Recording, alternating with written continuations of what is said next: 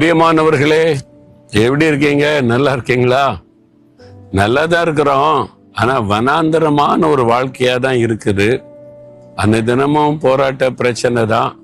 அந்த ஆண்டவரை கூட நடந்து தேற்றி நடத்துகிறார். சந்தோஷமா தான் இருக்குது. ஆனாலும் என்பதான ஒரு சூழ்நிலையில நீங்க இருக்கிறீங்களா? ஒன்னும் பயப்படாதங்க. இஸ்ரவேல் மக்களை எகிப்தின் அடிமைத்தனத்தின் இயேசு விடுதலையாக்கி கர்த்தர் கூட்டிக்கிட்டு வர்றார். வனாந்தரத்துல நடக்கிறாங்க. அவங்க எங்க பார்த்தாலும் கண்ணு கட்டின தூரம் வரைக்கும் ஒரு மரத்தை பார்க்க முடியல, ஒரு செடியை பார்க்க முடியல. அப்ப தண்ணீர் தாகத்தினால 3 நாட்கள் தண்ணீர் இல்லாம நடக்கிறாங்க வனாந்தரத்துல. ஆண்கள், பெண்கள், குழந்தைகள், வயசானவங்க, ரொம்ப கஷ்டம். அப்ப கடைசியில ஒரு நீரூற்றை பார்க்கறாங்க, தண்ணீரை பார்க்கறாங்க. ஓடி வந்து அள்ளி குடிச்சா அது கசப்பா இருக்குது, தாகந்தீர்க்கல, குடிக்க முடியாது. என்னடா இது 3 நாளா தாகத்துல நடந்து தண்ணீரை பார்த்துட்டோம், கசக்குதே அப்படின்னு நினைச்சாங்க. அந்த மாறாவின் கசப்பை ஆண்டவர் மறுதரமாய் மாத்தினார். ஒரு மரத்தை காண்பித்தார், அது வெட்டி போட்டோடனே அது ருசி உள்ள தண்ணீரா மாறிட்டு. அதுக்கு அப்புறம் தான் நடக்கிறது பாருங்க. யாத்ராம 15 அதிகாரம் 27 வசனத்துல இருக்குது. அவங்க ஏலீம் என்கிற இடத்துக்கு வர்றாங்க. அங்க 12 நீரூற்றுகளும் 70 பேரீச்ச மரங்களும் இருந்ததாம். வனாந்தரத்துல ஒரு நீரூற்றுகள், 12 நீரூற்றுகள். 12 கோத்திர மக்கள் இருக்கிறாங்க, ஒவ்வொருத்தருக்கும் ஒவ்வொரு நீரூற்று. 70 பேரீச்ச மர செழிப்பான இடம். இந்த கடற்கரை பகுதியில வனாந்தரமா தெரியுது. இதுல ஒரு நீரூற்று இருக்குது, நல்ல தண்ணீர் இருக்குது. இது வந்து பார்த்த ஆச்சரியம்.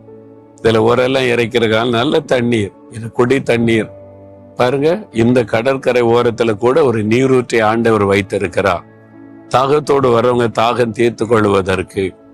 உங்க வாழ்க்கை ஒரு வனாந்தரமா இருக்கலாம். நீங்க வந்து மாறாவின் வழியாய் கடக்கலாம். ஏலீம் என்கிற செழிப்பை நீரூற்றை பார்க்கணுமானா மாறாவை கடந்துதான் ஆக வேண்டும்.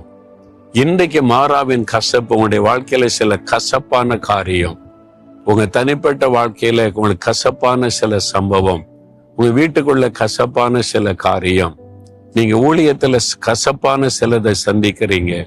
உங்களுடைய தொழில், வேலை, உங்களுடைய சூழ்நிலை, பிள்ளைகள் காரியம், கணவருடைய காரியம், சில கசப்பான காரியம் உங்களுக்குள்ள உண்டாகி இருக்கிறது. அது மனவேதனை கொடுக்கிறது. சொந்து போகாதங்க. இதை தாண்டினா அழகான ஏலீம், செழிப்பான இடம், நீரூற்று, அழகான ஒரு இடம். அப்ப மாறாவை கடந்தாதான் ஏலீம் என்கிற நீரூற்று செழிப்பை பார்க்க முடியும்.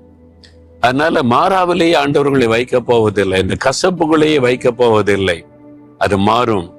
கசப்ப மாறி ஒரு நீரூற்றண்டை உங்களை ஆண்டவர் பாளையம் இறங்க பண்ணி சந்தோஷப்படுத்துவார். மாறாவின் கசப்பு, அதன் பிறகு ஏலீமின் ஆசீர்வாதம். இனி வரப்போகிறது ஏலீமின் ஆசீர்வாதம். அதனால இந்த சூழ்நிலையில கலங்காதபடி, இந்த கசப்பு இருக்கிறங்க, அது பிறகு என்ன பண்றது? மோசைக்கு ஒரு மரத்தை கர்த்தர் காண்பித்தார், சிலுவை மரம். சிலுவையில இயேசு நமக்காக கசப்பை ருசி பார்த்தார். அந்த கசப்பான சகல அனுபவத்தையும் சிலுவையில அவர் ஏற்றுக்கொண்டார். இந்த வேதனைகள், நிந்தைகள், நெருக்கங்கள், பாடுகள் எல்லாவற்றையும் சிலுவையில ஏற்றுக்கொண்டு கசப்பான காடியை ருசி பார்த்தார் என்று வேதத்தில் சொல்லப்படுகிறது. அந்த கசப்பை அந்த சிலுவை மரத்துல சுமந்து முடித்து விட்டார். அந்த சிலுவை மரத்தை நோக்கி பாருங்க, சிலுவையில தொங்குற இயேசுவை பாருங்க, இந்த கசப்பை மாறிவிடும். அவரை பார்த்து சொல்லுங்க, எனக்காக என் வாழ்க்கையில் இருக்கிற கசப்பை எல்லாம் சிலுவையில ஏற்றுக்கொண்டீங்க, இதை நீர் கசப்பை மதுரமாய் மாற்ற முடியும். இதன் பிறகு ஏலீமின் செழிப்புகளை நடத்த முடியும். நான் விசுவாசிக்கிறேன்னு சொல்லுங்க. அப்படி அற்புதம் நடக்க சொல்றீங்களா? இயேசுவே, சிலுவை மரத்திலே தொங்கி மறித்து எனக்கான கசப்புகள், வேதனைகள் எல்லாவற்றையும் சுமந்து முடித்தீரே. அந்த சிலுவை மரத்திலே தொங்குகிற இயேசுவை பார்க்கிறேன்.